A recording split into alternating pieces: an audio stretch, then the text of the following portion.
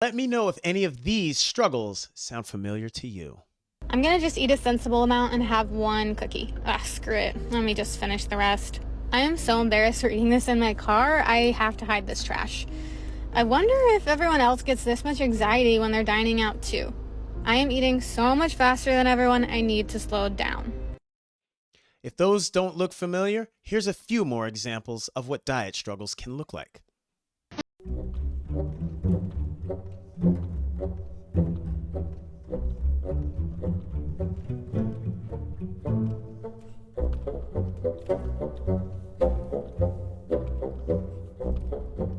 If you find yourself struggling to maintain control over your diet, I got the exact video for you. Buckle up and hang on, because in this video, I will not only be diving into why diet struggles happen, but also equipping you with 3 simple tips on how to break free from them for good. Keep watching. Let's get into it.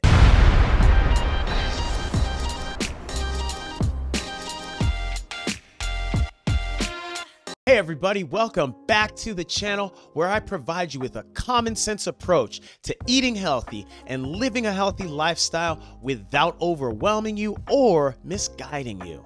And if you're new here, my name is Achidi, and don't you worry, I have a ton of experience as both a personal trainer and food educator. And over the last 17 years, I've helped tons of people like you achieve their health goals and maintain them for the long term by giving them a simple and common sense approach to making it all happen.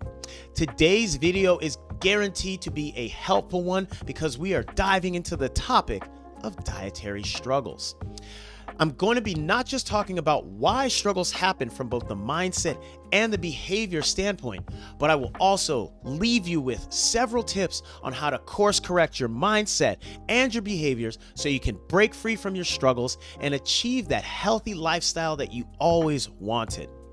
I don't want you to think I'm coming from a place of judgment or condemnation or any of that negative stuff. In fact, I have my own struggles. Even though I may not struggle with my diet, I unfortunately struggle with alcohol. And as someone who struggles with alcohol, I have a similar obsessive mindset when it comes to drinking that kept me in a cycle of failure and constantly drinking and failing over and over again.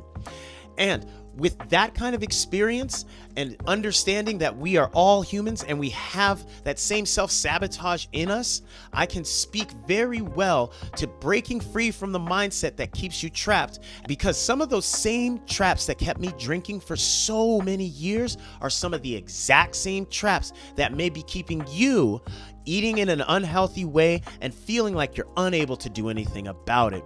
So sit back, relax, and get ready to learn all about diet struggles and how to break from them. But before we get into all of that, I just got to get this little bit of business out the way. I really want to help my channel expand to as many people as possible, and you can help me do that by hitting the like button and sharing this video, as it's packed full of helpful information and other people should benefit from it too. And if you want to stay up to date with all the weekly videos that I put out, hit that subscribe button. It's right there, and it costs you nothing to do and will keep you in the loop with everything I have to offer. And speaking of offers, I got one more thing for you. I put out a free weekly email newsletter every Sunday that has great information in it. And if you want to get in on that, all you got to do is head to the video description and hit the link, and that'll get you signed up today. So let's get into our first video talking about some of the mindset traps that keep you, me, and everyone struggling to improve. You will never lose weight if you don't address this one problem. It has nothing to do with nutrition or exercise, and most people don't even know that it's a problem. So you wake up in the morning, you're feeling good, you eat breakfast on plan, lunch on plan, dinner on plan, and then after dinner, you walk into the pantry. You eat 3 bags of almonds, open up a bag of Doritos, and then you realize that you just spiraled out of control. And then that super familiar track starts running in your head. I messed up the whole day. I failed. I'm never gonna get this. May as well start over tomorrow. I don't even know why I'm trying anymore. This is your default thinking. The first thoughts that your brain presents as the truth. When you choose to believe thoughts like that, it hurts you and has you feeling disappointed and ashamed and full of regret, which causes you to make your future choices about what you're gonna eat and what you're gonna do for that day from shame and regret. And if you don't know that default thinking is happening, you're going to keep making choices from it. It's going to cause you to eat way more. It's about separating thinking what I did versus what it means. She hit a couple great points with that one, and I'm going to talk about them real quick. The first point that she brought up is one that many of us should be familiar with, and that is the all or none.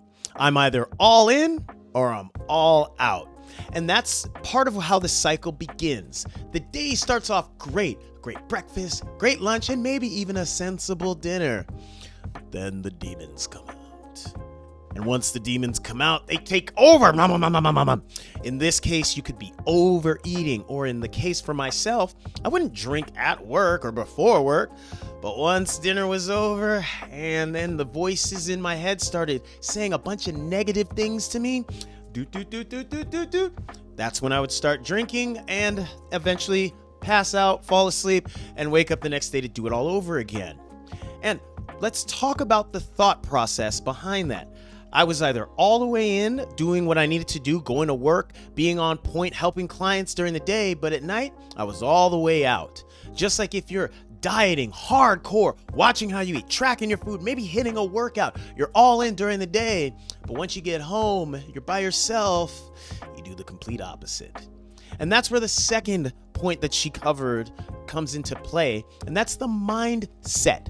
Once you have that first bite of indulgent food, or once I took that first drink, I now was in the mindset of you're a piece of shit.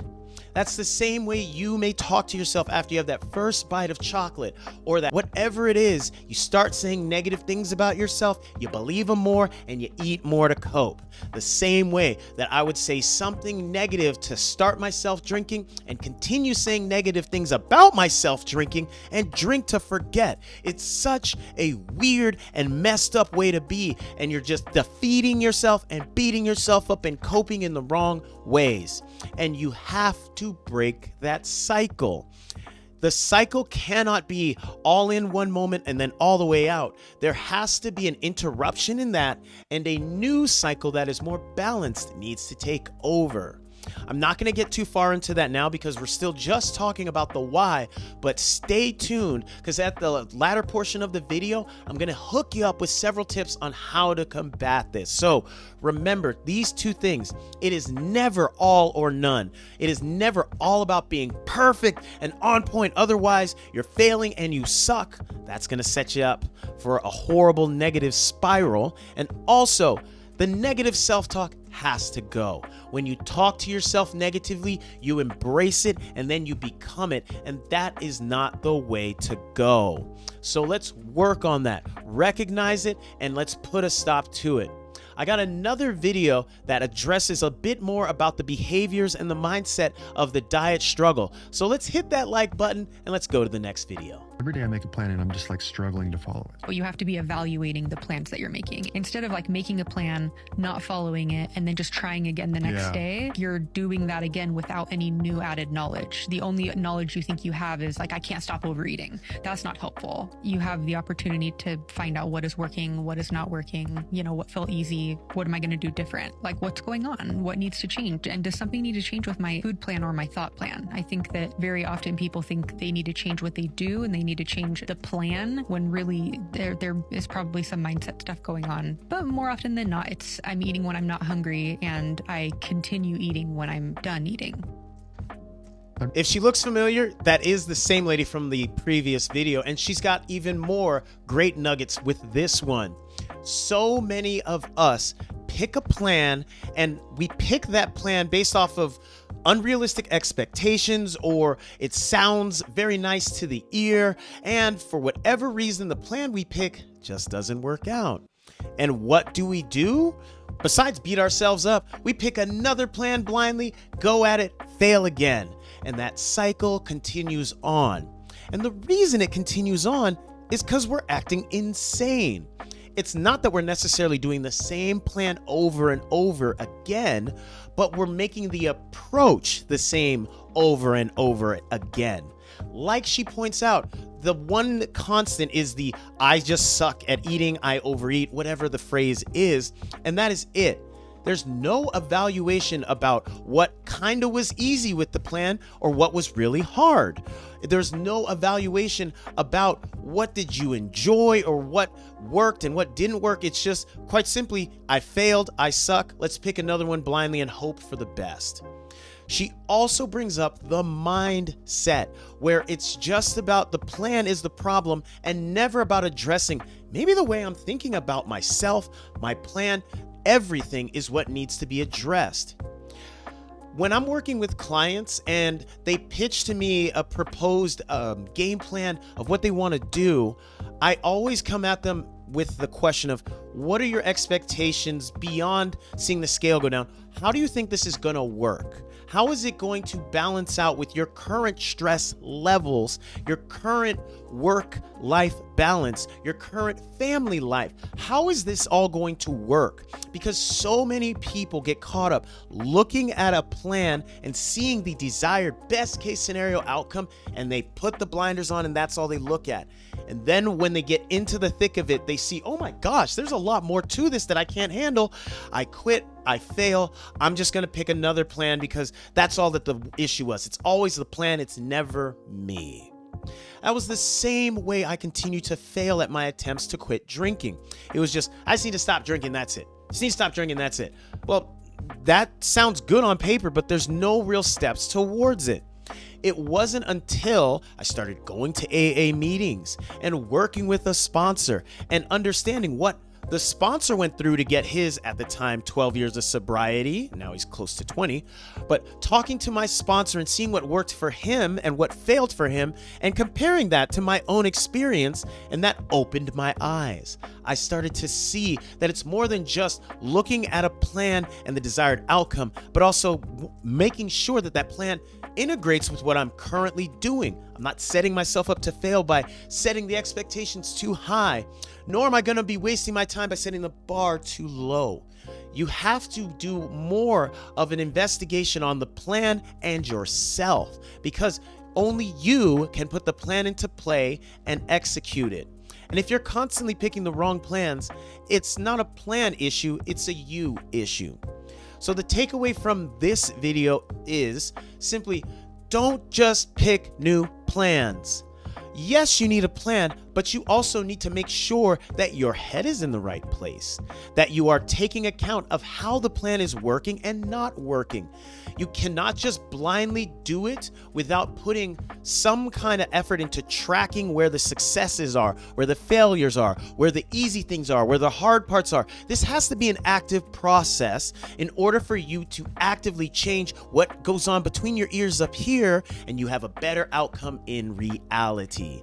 So stop being insane and just gravitating to different plans without doing the internal work to make sure that you can work the plan and not have the plan work you. Let's get into some simple tips, some action items on how you can finally break free from your diet struggle. I got 3 wonderful nuggets for you. So if you're still with me, let's hit that like button and off we go to the first tip. One thing I wish I learned earlier about discipline and resisting temptation as a registered dietitian who's lost 100 pounds is you got to know yourself, not test yourself. For me personally, if it's not chocolate, it's not worth it. So now I have no problem making crumb cakes and keeping large amounts of bread rolls in my house because it doesn't tempt me as much. Because the most disciplined people don't put themselves in a situation where they have to exercise self-discipline. It makes your whole life easier. Let me know if you want more tips like this. This was a quick and also hugely helpful tip. The best way to improve your discipline is to make it easy to stay disciplined. She gives the example that she is a chocoholic like many of us are, and if there's chocolate around, she's gonna go to town. So what does she do? She simply doesn't stock it in her house. And if she does, I'm presuming she has such a small amount that once she finishes it, it's gone till the next time that she can have it. So she can keep other foods around because they're not her trigger foods. Breads, cereals, the crumb cake she's displaying there are all things that are high carbohydrate foods, but they don't quite trigger her, so she can have them around and maintain her discipline. For myself as an alcoholic, I don't keep any vodka in the house. When I was drinking, that was my drink of choice. It would erase the problems away as it created more problems. And I don't buy vodka. I don't keep vodka in the house. And I'm blessed to be married to a wife that is barely a social drinker. So even here, we don't keep much alcohol in the house. She likes her kombucha, and we keep a couple bottles of red and white wine around for when our families come through. And none of that is stuff that even if I wanted to drink, I care to drink it. So I can be around all that alcohol and not feel a thing. I make it easy to avoid drinking by not having what I know is the most tempting form of alcohol around. And that's the same way that you can avoid having dietary struggles, is to stop putting the things that are the hardest to control in your home. And when you want to have that indulgent food, have it in such a small but incredibly delicious amount that once you finish it, it's gone. I, for instance, love chocolate chip cookies. I don't keep them in the house till Thursday. Thursday is chocolate chip cookie day, and I buy 12 of the best cookies from my favorite store, just regular chocolate chip cookies, and I eat them to my joyous heart's content, and when they gone, they gone. But that's all good. I've had plenty of cookies, my wife has had a few, and we are happy for it, and we stay on track with our health goals. We got to indulge, and that was it. So here's the best takeaway from it. You want to make it super hard to do the tempting bad thing. Don't stock your house with the tempting foods. Tell your family that we're not going to keep them in the house, and it will be easier to stay disciplined. And when you want to have that indulgent food, like I said, pick the best version of it and keep it in a small amount and only have it for that short time, and then that's it. You'll still get to enjoy, and you won't feel deprived, and you won't have to fight tooth and nail to maintain discipline. That's only the first tip. Here's yet another tip on more mindset and behavior when it comes to diet struggles. Let's go to it.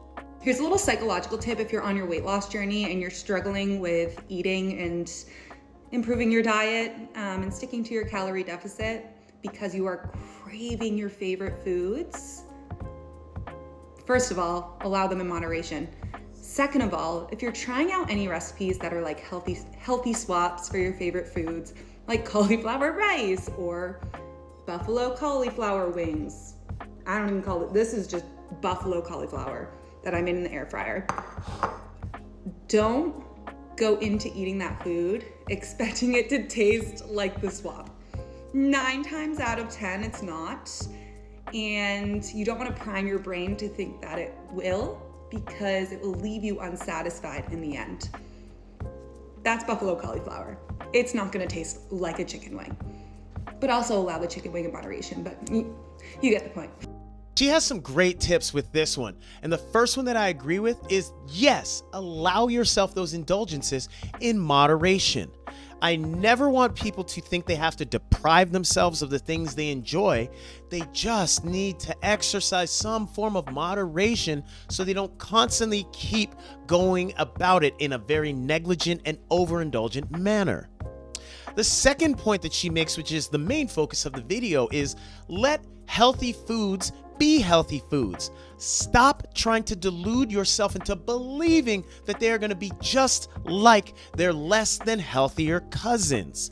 She held up the example of that buffalo cauliflower appetizer. I'm not even going to call it a wing because there's not a bone in it and it's not meat.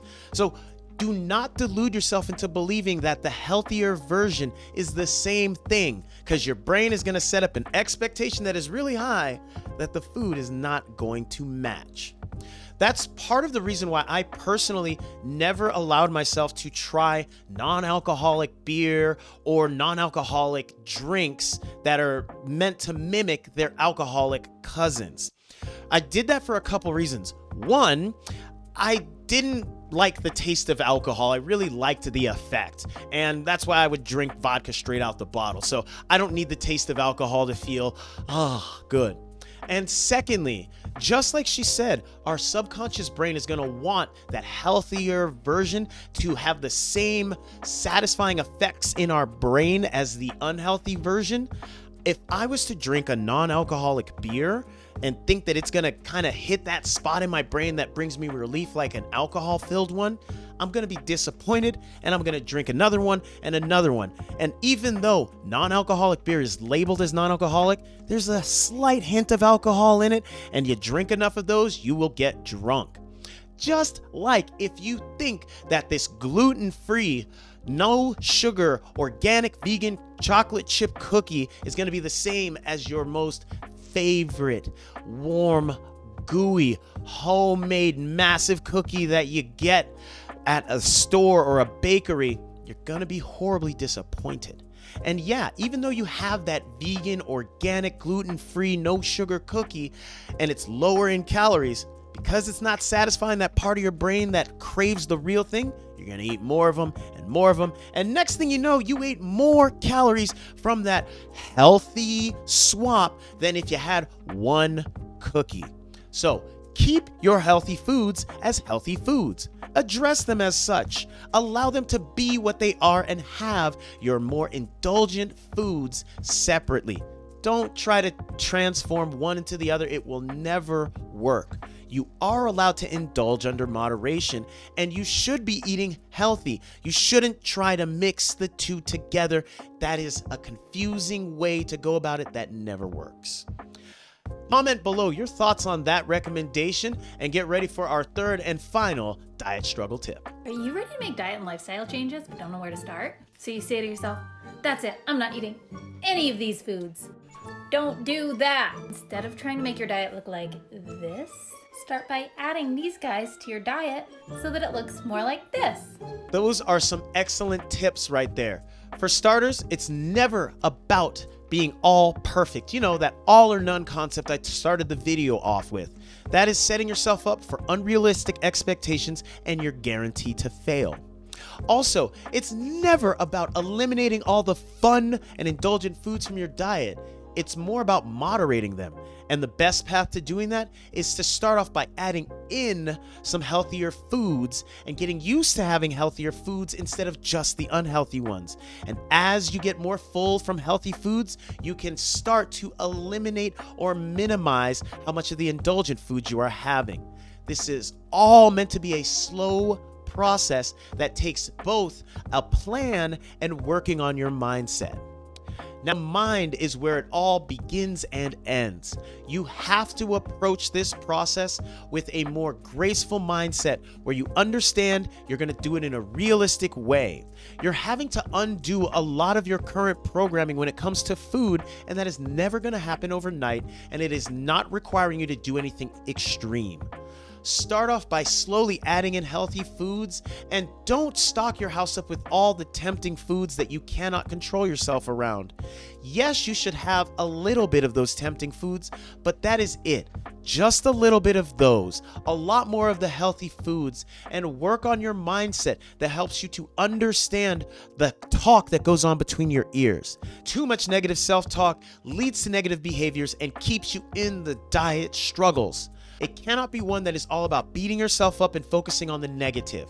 That's why I really stress looking and tracking at what is working and not working and focusing on the positive.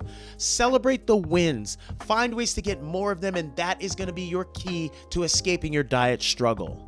If you need some more direction with that, comment below and I'll reach out to help you out. My goal is to help you with a common sense approach to reaching your goals and keeping your goals for a lifetime. Let me know any questions or disagreements that you have in the comments below. And in just a second, you're going to see another video popping up talking about just how much we overspend on food when we really don't have to. Give it a watch and I'll see you on the next one.